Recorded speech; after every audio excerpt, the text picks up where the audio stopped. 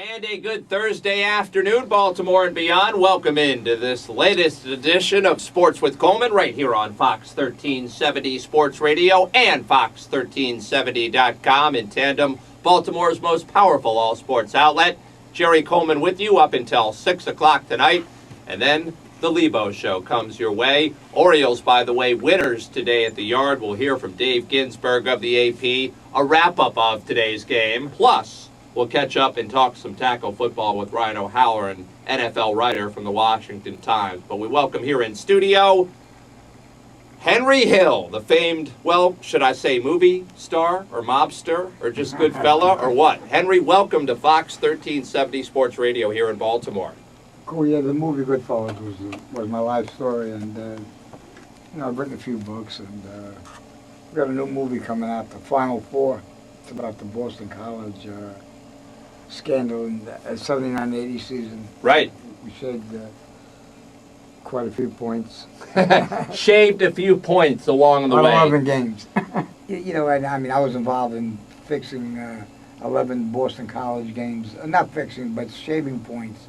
It was a little different than fixing. Tell us how that went down. Do you go and approach the kids on campus, actually, or was there an intermediary? Actually, it was an intermediary, and the captain of the team and the center came to me, and we had the captain, the center, and the leading scorer of the Boston College Eagles. They approached you? Absolutely. Well, they approached these guys in Pittsburgh. One of them was from Pittsburgh, and he went to college with his bookmaker's son, and they approached me because back in those days, they had a circle around the games. You could only bet like 500 per game, so you needed an outlet of 30, 40, 50 bookmakers all over the country, and I was able to put that together and and get that for large amounts of money. They all got paid $5,000 per game for the points they shaved. But these college kids are a lot more impressionable, right? I mean, you can get to them a lot easier than the pros. Well, the majority of them know they're not going to make the pros. And, if they can pick up $40,000, $50,000 in their last season or, as a senior, I mean, you can't blame them. No, they don't get paid. They should pay them. They actually should pay them, and they should be entitled to a piece. I mean, the schools take down millions and millions of dollars.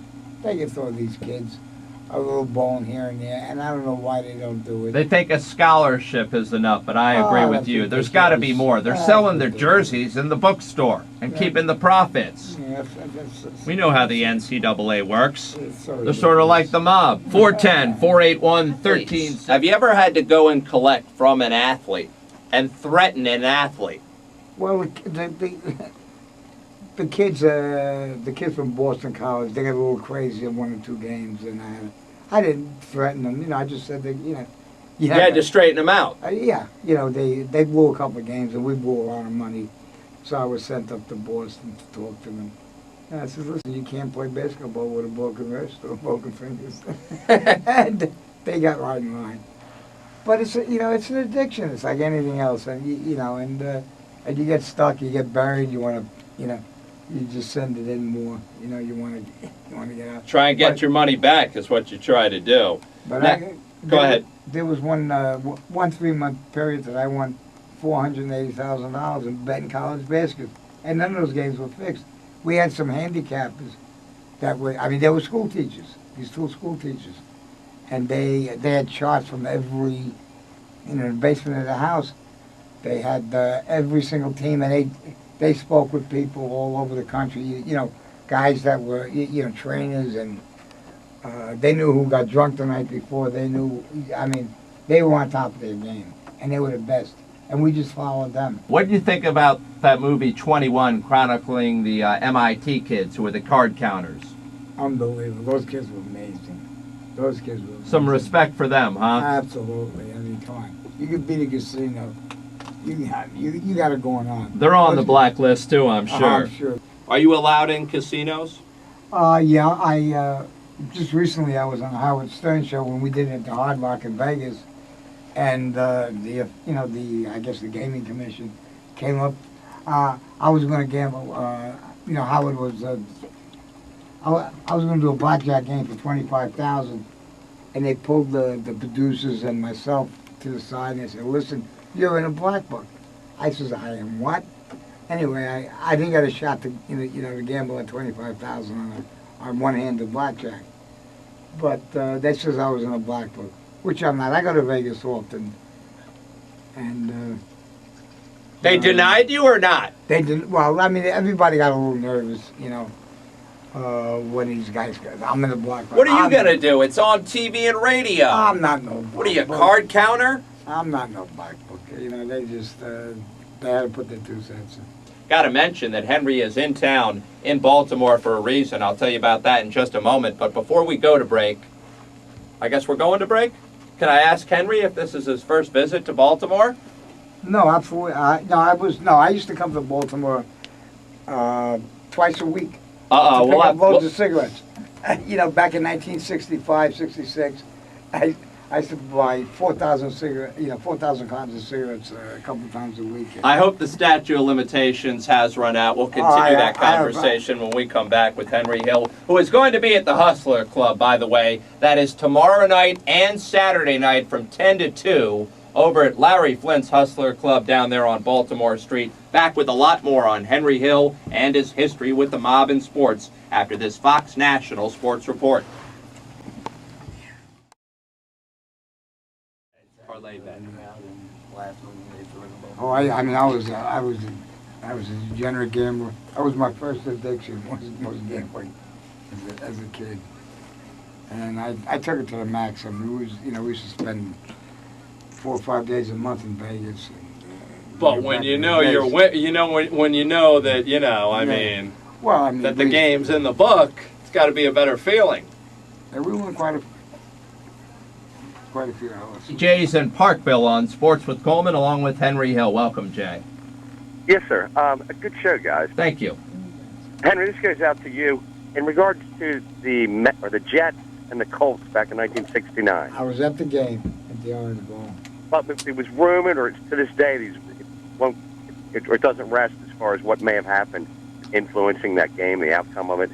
It wasn't fixed. I mean, Joe Namath had so much confidence in his team, and it was one of the best games. We went to the Bahamas, right? I mean, I won so much money. I took about 6 or 8 people with me, and we all right to Paradise Island, huh? Right over there. But I mean, Joe was so confident. He told me bet the farm, and I bet about 3/4 of the farm that day. And I was happy for a while. And he wasn't, for himself, he was a team player, Joe. Yeah, but if anyone can hold the outcome of a game in his hand, it's the quarterback. Oh, absolutely. I mean, or the center.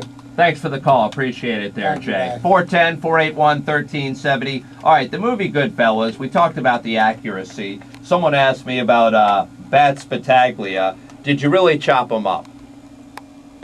Billy Bats? Oh, yeah, absolutely. You chopped him up? No, we didn't.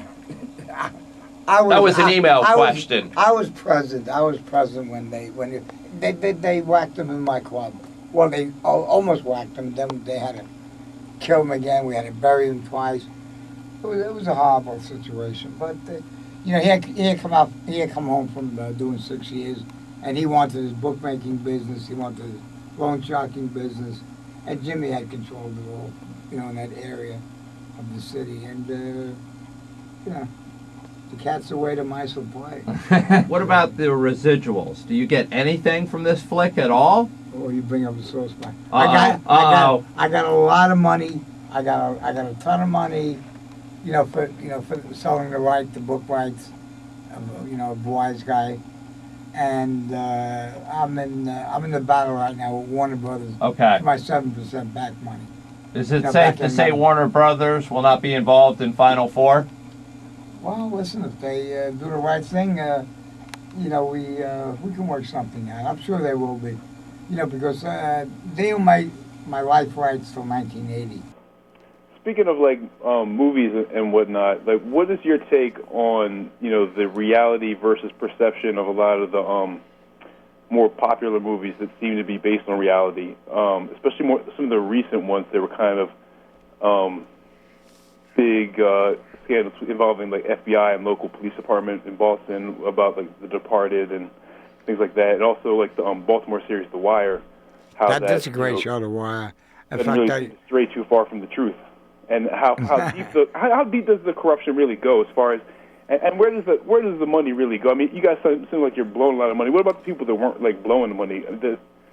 What about the people that were actually kind of saving the money? I mean, did anyone get really rich? Buy out Vegas, or I mean, I'll tell you, we put a lot of local police and district attorneys' kids through through many good colleges, and I mean the money went for good causes. And back in the day, I was involved. I mean, it's 25, almost 30 years, since I've been involved in that lifestyle.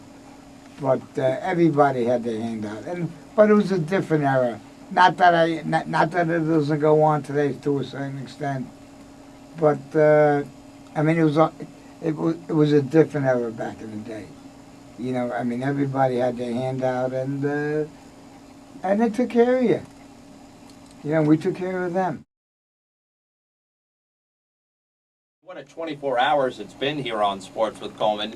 Yesterday, we're talking with Hall of Fame football coach Joe Gibbs, who's a born-again Christian, talking about his new book about religion. And now we have Henry Hill in studio. We cover it all here on Sports with Coleman.